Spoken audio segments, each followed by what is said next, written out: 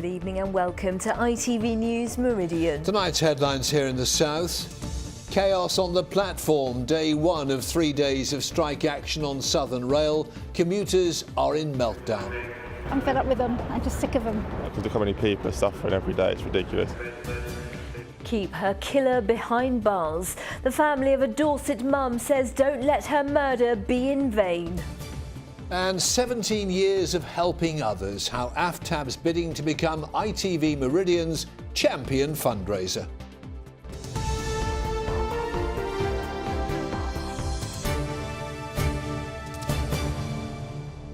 Good evening. Frustration turned to anger today as thousands of passengers were hit with hours of train delays and cancellations. It's day one of a 3-day strike by guards on southern trains. Commuters arriving at Brighton station this morning found there were no trains at all running to London due to a broken down engineering train. Well, it led to chaotic scenes on the platform, as our transport correspondent Mike Pearce now reports. This train will depart platform number 1. Passengers said it was misery beyond belief. To add to the 40% of trains cancelled by the strike, Network Rail engineering works ran late at Balcombe, meaning there were no early services from Brighton to London. Passengers took to social media to vent their anger. Some said they'd been forced to wait for hours with no sign of a train. Others said they'd taken taxis to Gatwick to make their flights. Dreadful. I've been here since just after 6, waiting to get a train up to London. It's been absolutely terrible. Public transport will be a secondary choice from now on, to be honest. Fed up. I'm trying to go to a meeting of somebody who's paying me to do my work. So I'm fed up with them. I'm just sick of them. I need to say sorry to our passengers about the start-up of services this morning. Network Rail were undertaking essential maintenance work on the Brighton main line last night. Those services overran, so we didn't get access to the tracks till 7:30 this morning, which caused disruption. Southern want drivers to close train doors, freeing up conductors to spend more time with passengers. But the RMT say that's unsafe. Southern say it ran 80 more trains today than during the last strike. On some routes, buses were hired in to help. It's distressing, like I said, because I'm not getting any rest. I've been working 12 hours tonight, and then I'm getting home really late. I need to rest for another night shift tonight. It's not good enough. I'm quite weary of it, and I hope it will be over soon. Southern have sent letters to guards saying if they don't agree to its changes by January, they'll be out of a job. The RMT say staff should agree to the new terms to keep their jobs, but insist the dispute and the strikes go on. We've done everything we can to try and sort it out. They've refused to speak to us at A-Class this week. We fully understand the way the passengers are feeling. That they're angry and they're frustrated, but that anger and frustration we don't believe is with the RMT, we believe it's with Southern and GTR. The RMT are causing strikes today and for another 14 days that are totally unnecessary now, and the RMT should call these strikes off, and I ask the RMT to do that. And the misery continues tomorrow and Wednesday. Well, Mike is live for us now at Chichester Station. Mike, we understand there have been some new developments in the strike this evening. Yes, indeed. Of course, that war of words that we saw there been going on all day. Nick Cash, the General Secretary of the RMT, wrote to the boss of Southern, Charles Horton, earlier to say, could we have more peace talks to try and resolve this dispute? Well, that, I can tell you, is now going to happen tomorrow. It's been announced within the last hour or so. However, the RMT is saying tonight that they will not be calling off the strike. That announcement literally within the last couple of minutes. So that means tomorrow the buses will be replacing the trains, and only around 40% of services will still be cancelled, so there will still be that massive disruption. I think tonight there is that glimmer of hope, though, of those peace talks taking place tomorrow. Let's hope so, Mike. For now, thanks very much indeed. A 17-year-old boy and a 12-year-old girl have been killed when their car collided with a van on the A36 in Wiltshire. It happened at Steeple Langford near Salisbury yesterday afternoon. The child and teenage driver, both from Salisbury, died at the scene. The van driver, a 45-year-old man from Southampton, wasn't badly injured. The road was closed for several hours. Well, for decades she's lived in hope that one day she'll be able to give her mother the funeral she deserves. But that day may never come for the daughter of Carol Packman unless her father reveals what he did with her body. Carol went missing from her home in Dorset in 1985. Today, her daughter joined calls for a change in the law that would see killers like her father denied the chance of freedom unless they talk. Here's Emma Wilkinson. It's been more than 30 years since Carol Packman disappeared from her home in Bournemouth, and 20 years since her husband, Russell Causley, was convicted of killing her. In all that time, their daughter, Samantha, has never given up hope that one day she would find out what Causley did with her mother's body. I don't know if he's ever going to tell me. I'm hoping that maybe he will be able to, so that I could actually put her somewhere where then I would know that she was okay. And then that would be the end of it. But an end to the nightmare still eludes Samantha. I need to know what exactly happened, if I can. What happened to my mother in June 1985?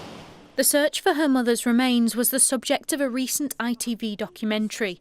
There were a number of revelations, but the whereabouts of Carol's body was not one of them. So today, Samantha joined other families in the capital to push for a change in the law. In the Commons, Labour MP Conor McGinn urged MPs to support the change.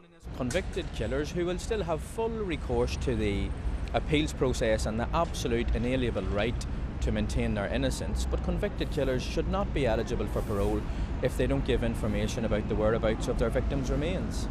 A petition for Helen's Law has been signed by almost 350,000 people. It's named after Helen McCourt, who was abducted and killed in the northwest in 1988. Her family, like Samantha, think killers will be more likely to cooperate if they know any chance of freedom depends on it. I couldn't really care less about my father. Just tell me where my mother is. What happens to you thereafter, I don't care. I just want my mother, and that's it. And then he could then go through the system. It's quite simple.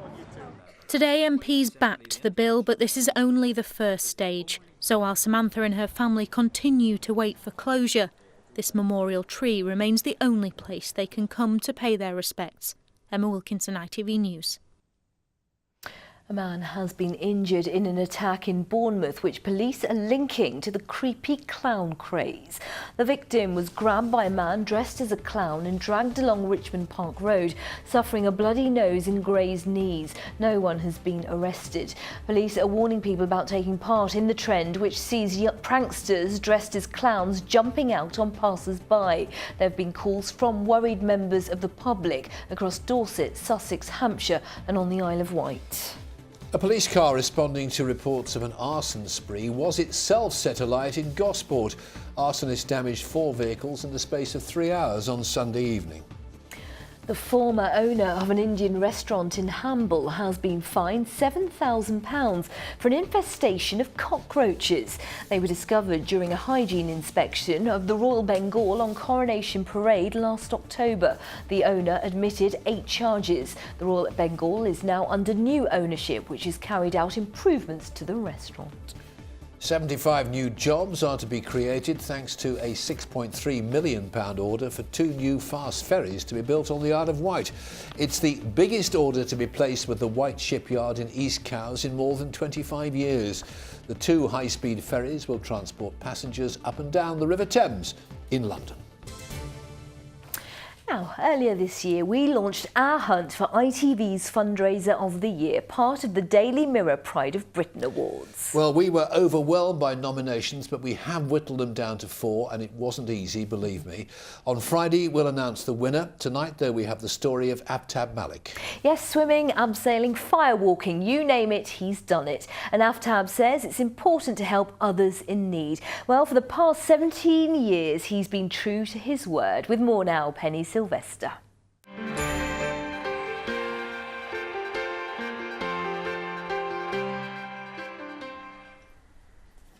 Aftab Malik has no one single cause to support. He sees a need and does his best to help. Over the years, Cancer Research UK, Save the Children, the Anthony Nolan Trust is driven to cure blood cancer, and the World Wildlife Fund are just some of the charities who've been given money by him. Community is very important. I think everybody should do their bit, really, to help their own community and British society as a whole. Because human beings, we should help each other when others are in need. Today he's in his local mosque to discuss how he can help this community raise money. They still need around £250,000 to complete a major redevelopment programme for a growing congregation. It couldn't be done, without people like him. They've, do a lot for our fundraising.